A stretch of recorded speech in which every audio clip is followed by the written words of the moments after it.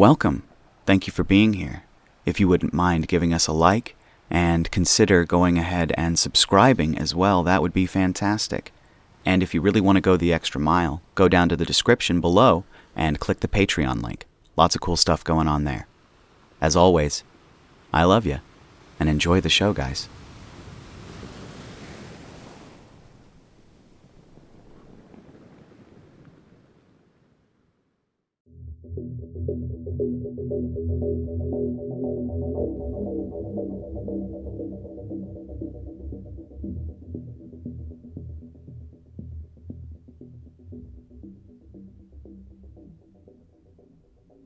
Memories of Creature 88 by user RegalLegalEagle. Chapter 17. Vigilantes and Felons. Little Odistov. It was the first section of the city that he'd called by a real name. Everything else was sector, block, etc. Even their industrial parks were given numbers or the like. But here he was, standing in the lower sectors, looking at a big sign that said, Little Odistov. It was crooked, and fastened over the actual sign denoting the official name, but even that was new for him. Truth be told, as he glanced around the street that led into the block, he felt a little more homesick now than he had in ages. The strange but certainly spicy smells were familiar in their strangeness. He could hear music drifting through the air, but for some reason couldn't identify the source. Back home, there were plenty of districts that had their own flair brought by the immigrants who lived there, and this was much like that. Unlike the other areas of the city where so often people were going to places or coming from them in a hurry, here people seemed to just sort of meander about. He noticed a sign pointing to a message office, just over the bridge, which he wasn't familiar with. But he was more interested in the Xenos watching him. Most of the citizens didn't seem to have a care in the world, but he saw 3 on the street near a heavy lifter that could rather easily be driven into the street to block the bridge. There was also one in a window across the street from them. They weren't watching him with the curious eyes of a normal citizen either. He knew that look. They were sentries. Overall, he found it curious that these Xenos had a reputation for being more or less gypsies, but he'd never encountered them before. They looked like a mix of foxes and bears. They had the long, bushy tails and triangular ears with colorful fur patterns, but they were bulkier and burlier than any fox, and seemed to have the ambling gait of a bear. They'd be trouble in close quarters, he figured. Looking at the Ormani in the window, he raised his pointer finger and his thumb, making a little finger gun before pretending to fire it. The figure shifted, and he could see something long, such as a long pattern blaster perhaps, being set against a wall, and then the Xeno mimicked the gesture back at him. With that, he walked across, heading to the 3 sentries next to the heavy lift. They each shifted as he approached, and he could tell they were stashing weapons before moving away from the hiding spot. They weren't trying to be particularly sneaky about it. It was more like drunks keeping the brown bag on their booze. If the cops didn't have to give them shit about breaking the law, they likely wouldn't. Was that how it worked with the patrol here? Don't ask, don't tell? He hadn't known the Yervish to make any deals like that. They were very strict about just about everything. Hello there, citizens. You know who I am? He glanced between the 3. The fat one he was going to call Fatty, and the one with the scar over his right eye he was going to call Scar, and the one in the middle, who the other 2 looked at, he was going to call Hoss. Hoss nodded. We know you, Shade. Vincent shook his head. No, you know of me. You don't know me. Hoss snorted at that. True enough. What brings the Shade to Little Odistov? Last I checked, the patrol don't need a reason to walk the streets of our fine city. Citizen. He stressed the word. You weren't suggesting I need permission, were you? Hoss stared at him for a moment and shook his head. Of course not. Then he shrugged. But there is no need for a patrol. No crimes have been called in. You'd know that. No crimes have been called in. Not that no crimes have been committed, or that this entire block is indeed crime-free, but that none have been called in. The Xeno didn't even blink. That's correct. None have been called in. The Yervish don't bother us. We don't bother them with silly things. We are more than capable of taking care of ourselves. It was Vincent's turn to snort. He wasn't sure if he liked these Zenos or not. When a society like this could keep their shit in order, it meant less work for him. However, he was here to represent the law, and vigilantism was still illegal. But, considering everything else going on around the city, he figured it might be better to let that sort of thing slide a bit. You know why I'm here? Because the lower sectors are going to shit.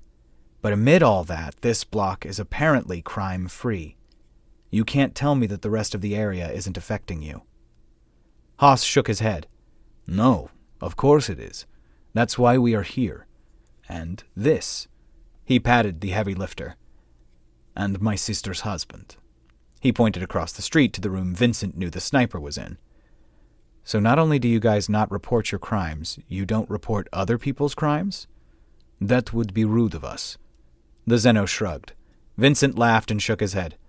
All right, well, are you sure you don't have any of your own criminals? I've looked into it, and there are all sorts of reports about Ormani who run gambling dens, street games, and other little things that are in fact illegal.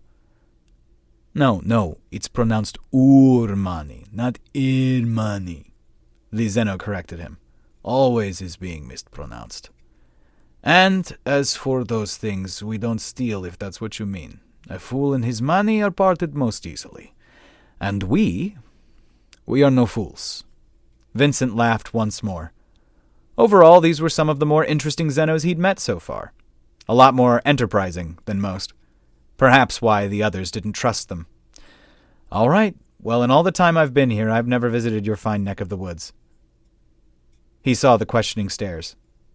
To your part of town. Interesting that you call it our part of town. Careful, Vincent said evenly as he looked up at Haas. No matter who might be important in any particular part of town, no one is beyond my reach. This entire city is my domain. The Urmani nodded. True enough, I hear from the stories. It does me no good to simply take them at value of face. I decide for myself where the shade begins and the mortal ends.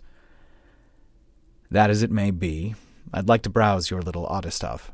I might have the authority to kick down doors and go wherever I want, but I also don't wish to tread on anyone's privacy without cause. He raised a finger. Don't think for a second that if I see something I truly don't like go down, I won't make an arrest. But this is your home, and I wanted to show proper respect by asking for a guide. The Zeno nodded. I appreciate this. I do trust you won't find anything to worry about because we don't do that sort of thing here.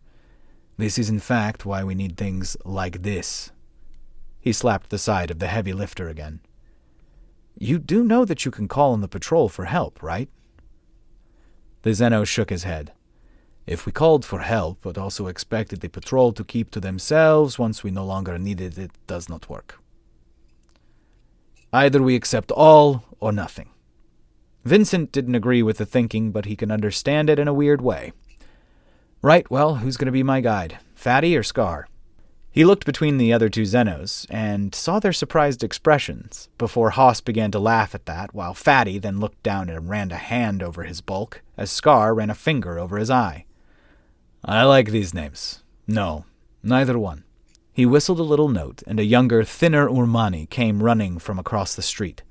Vincent noticed that they had similar fur coloring, a dark orange with brown along the face and hands. Much like the foxes, he felt they partially resembled. This is my son, Jenny. Say hello, Jenny. Hello, Jenny. The younger one said as Haas reached over and rustled up Jenny's hair. Such a smart-ass, this one. Jenny, you will be a guide for our esteemed guest.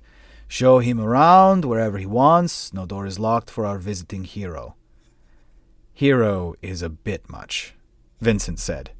Fine, for our visiting pain-in-my-ass patrol who wants to snoop around into our business. I think I know where he gets the smart-assery from, Vincent commented, which made Jenny grin and Haas snort. I don't need 2 wives, Shade. Vincent extended his hand. Vincent. The Zeno eyed him for a moment, and then grabbed his forearm and gave it a pat with his other hand. Kov. Vincent nodded, then they released each other's forearm, and Vincent began to walk off with Jenny. So what's the message office? We don't like the computers watching us all the time. So sometimes we send letters, especially back from home. Vincent nodded slowly as he thought it over. It was hard to imagine people still using letters like that, especially in this city that liked to track everything. Did they have an old-style postal system? Did they read the letters? He didn't know. Then he thought it over and walked into the office. Inside, it looked like an old-time post office, just without the lines. A female Urmani sat behind the counter and glanced up, looking confused for a moment. "Do you have any paper and pencils or pens I could have?" She shrugged at that and pulled out a small box, which she handed over. Vincent opened the box and found a few sheets of paper and both pencils and pens. "How much?" The woman looked at Janie. "Who is this one?" "The Shade. Here to look around." The woman shrugged once more and tossed up a hand. "Keep it. We have plenty." He wasn't sure if this was some sort of minor bribe or if she simply wondered why he didn't know they were free. If he asked, she might say it was a bribe, so instead he nodded. "Thank you kindly," he said, and tucked the box into his jacket, hoping it wouldn't get ruined by a messy death. Then he walked back outside with Jenny. It was interesting to hear the music.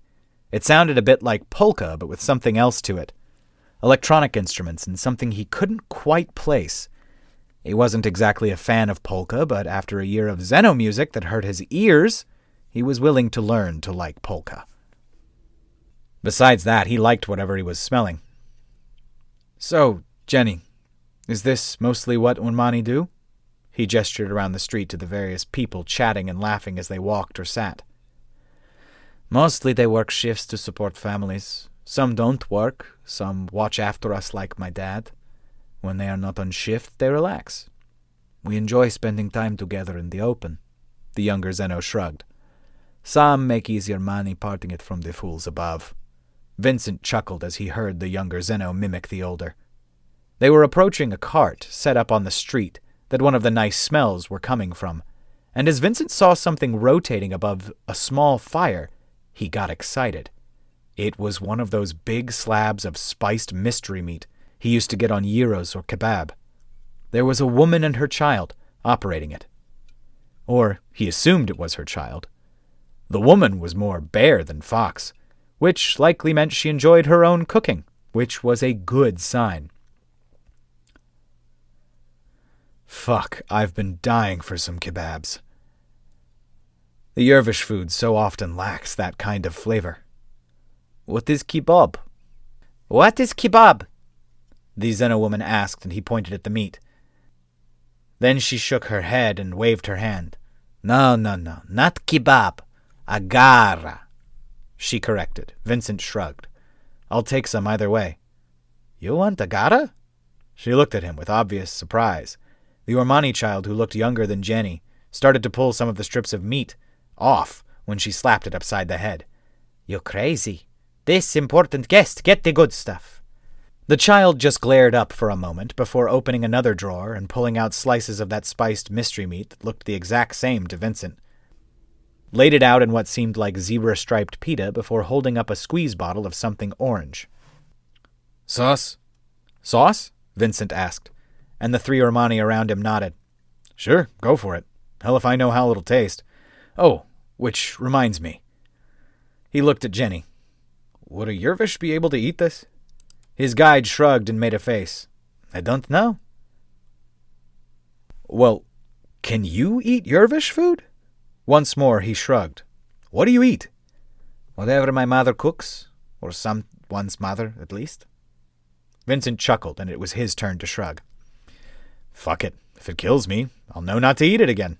He took the offered food and bit into it. After a moment of chewing, he nodded and swallowed. "That is good stuff." It tasted sort of like spiced lamb covered in peanut sauce. It wasn't a normal taste combination, but compared with the bland stuff he was used to, it was fantastic. It was also good to see he wasn't dying from an anaphylactic shock yet. "You like?" The woman beamed down at him with a big smile, which got wider when Vincent nodded in reply. "You tell your friends. Best agara and little other stuff." "I don't know about that," Jenny muttered. You think I won't smack you good? You try insulting my Agara again, you little ground crush. She huffed at him. Jenny just shrugged. Vincent was too busy eating to laugh, but then jumped a bit when the woman suddenly smacked her child's shoulder and pointed. Go get it. Weedalow. Vincent turned to see one of the big city rats scurry down an alley. They weren't exactly the rats he was used to, but they honestly weren't too far off. The child quickly grabbed a club and ran into the alley in chase of the big rat. Vincent slowly stopped eating as he began to connect the dots and then pointed down the alley before pointing at his food. Agara? The big woman nodded at him with a smile. Don't worry, I didn't give you the common stuff. Like I said, the good stuff for finest guest. Vincent looked blank for a moment as he let the information process, and then shrugged as he went back to eating. Living in a Xeno city had already taught him to give up a lot of prejudices from home. Just as he thought about that, though, he began to feel guilty, as he suddenly remembered one of the reasons this place reminded him of home. How often had he marched E.E. Gray shirts into neighborhoods like this to make sure they didn't vote? These people weren't truly integrating into their new home. They were making their new home like that old, an idea he'd used to loathe. But here he was, honestly a stranger in this city, and he was only useful because of how he failed to adapt. The mistakes of his past almost made him regret ever remembering them. But if he didn't remember them, then he couldn't make up for them. He finished up the agara and smiled at the woman. How much? She shook her head and a hand. No, free. It was wonderful. Best food I've had in the city yet. You must let me pay. The woman turned away partly in what he thought might be a blush. No, you are guest. If you stop being guest, you start paying. But today you certainly don't pay. Are you sure? I am sure, she said, and crossed her arms with a firm nod. Vincent felt prying further wouldn't be wise, so instead he nodded. Well, thank you for that wonderful agara. He contemplated his next steps. He had come here hoping to find out how they'd kept themselves out of the rise in crime, only to find that they basically closed their community to outsiders. They'd do well on their own, but they wouldn't be able to teach him anything about stopping the crime spree. He could wander around for a while, but he doubted he'd learn anything useful. But maybe just observing them would be helpful. He was already here. Making up his mind, he nodded at Jenny. All right, kid, show me a little lot of stuff. The places I should see. The places that perhaps I shouldn't, but you know are interesting. All right, I'll make sure to point out all the places with better agara, he said, and as the lady behind the cart tossed a set of tongs at him, he quickly ducked and scurried down the street, waving for Vincent to follow. Overall, the block seemed to fit Vincent's idea. They had their own clubs, bars, restaurants, stores, and even an unofficial school which was against several city regulations, but he didn't mind. They watched the paths into their block, and they kept to themselves. The edges of their block had less crime because no one wanted to deal with the Ormani. Would they protect more than their own? What if he got them more weapons and asked them to start spreading out? He couldn't imagine the shitstorm that would bring him from the council. But every person he could get to fight against the felons was a person he was willing to use. He supposed it was sort of matter of perspective. Many Ormani were likely felons of some sort, but they thought of it differently. They obviously didn't consider much of their activities to be illegal. Armed sentries, snipers, vigilantism, those were just ways to keep their neighborhood safe. Perhaps encouraging vigilantes to fight crime was like fighting one dangerous animal with a different, slightly less dangerous animal and hoping the plan didn't backfire. He'd have to give it thought, but for now he planned on leaving the Ormani alone. He was going to ask Jenny to guide him back the way he came when he heard some sort of alarm. There was lots of clanging, and he saw people rushing away from one of the bridges.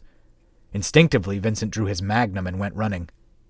As he got closer, he saw a heavy lifter blocking the bridge, and several Ormani, both men and women, spreading out behind cover with blasters. Across the bridge, he almost couldn't believe what he was seeing. Roviks and Howlers were moving in with their weapons. It was nothing short of a fucking assault, it seemed. Open violence in the street. As he ran, he fired off a few rounds, watching a Howler's head snap back with a splash of crimson before the advancing felons began to duck for cover. He heard the crack of a long pattern blaster and saw another drop. The fighting began in earnest as the sides exchanged fire. It was more like an actual battle than any shootout he'd been involved in. The Ormani were obviously experienced, but they lacked the equipment of the Yervish, and they lacked the numbers of the advancing felons. "The fuck is this?" Vincent asked an Ormani, taking cover next to him. "They attack us every so often. Wish to break us. We never break." The Ormani leaned up over cover, firing off several rounds before ducking back. "I need to call this in. Get us some help." He reached up to his mask when he heard Kov. "No!" Vincent saw Kov, Fatty, and Scar ducking out of an alley to get to the building closest to the bridge. "No help. We take care of our own. Kov, this is about more than just the Ormani. This is about the city. I will not let felons just attack people in the open like this." "Neither will we." The Ormani kept up a steady fire, and Vincent could see the felons weren't keen on rushing the bridge. Then he saw it. It was like some sort of junkyard assault walker, heading down the street. It was crude, but the Ormani fire wasn't slowing it down, and from inside some firing slits the felons were shooting back. He heard a few Ormani get hit, and noticed as it got close to the bridge the felons began to rally around its legs for cover. "Come!" Kov barked, and Vincent thought the Ormani meant him for a moment, until Kov quickly vanished inside the nearby building with Fatty and Scar. Several seconds later, Kov popped up in a window with something on his shoulder. It took Vincent a moment to recognize a shaped, improvised charge launcher, or sickle, as he called them. There was a poof before a stream of smoke shot out and something hit the walker, followed by an explosion. The walker staggered but kept going, as the felons focused their fire on the window Kov had shot from. Before Vincent had time to worry, another poof came from a building on the other side of the bridge, hitting the walker from above. This time the entire thing went up, and Vincent could hear the telltale pop of energy batteries cooking inside. There were screams, and the felons around the legs were on the ground, mostly on fire or dead. He watched the Ormani quickly press the advantage, as they leaped over whatever cover they had and began to spring across the bridge. Some of the felons fired on them, but most were running at this point. Vincent quickly followed, overtaking the slower Ormani fairly easily. He couldn't lay down consistent fire with his magnum since he had to keep hand-loading it, but every shot was a kill, unlike their blasters. Vincent was a little surprised at how quickly everything seemed to go. Either it was the adrenaline or battles were much faster when one side knew how to shoot. Soon the Ormani were mercy-killing the burning felons who were still alive, and Vincent was shaking his head as Kov crossed the bridge. "You see? We have it under control." "How many attacks like that have there been?" "Several, but we handle it." "And those walkers?" He nodded at the burning husk, a little shocked still to see what the felons were using. This seemed to be significantly more tech than he'd ever seen, and more force than he'd ever seen them use. But maybe he was looking in the wrong places. "Only second time. We were ready for them, though." "How the hell do you guys keep all this quiet? The wreckage, the bodies?" Turns out all maintenance personnel in the area are Ormani." "Oh no." Kov smirked and shrugged. Vincent had to reconsider not asking for their help. If they could pull this off with their limited resources, what could they do with actual funding? He was about to bring it up when he saw a figure down an alley. It was a satyr. Without waiting, Vincent began to sprint down the alley, and the satyr quickly turned and started to run from him. It was in grayish armor, not the black of the hit team in the chem lab, and not the silver of Mock's security forces. He could hear Kov shouting behind him, but the Ormani were soon left behind. They could fight, but they were lousy runners, it seemed. The figure ducked down another alley and slipped between boxes with the sort of ease that made Vincent suspect it knew the area well. Why was a satyr here? Were they leading the felons, or just watching? If it was watching, then why run from him? One day, he'd have no more questions and a lot of answers, and on that day he'd be a happy man. But today clearly wasn't that day.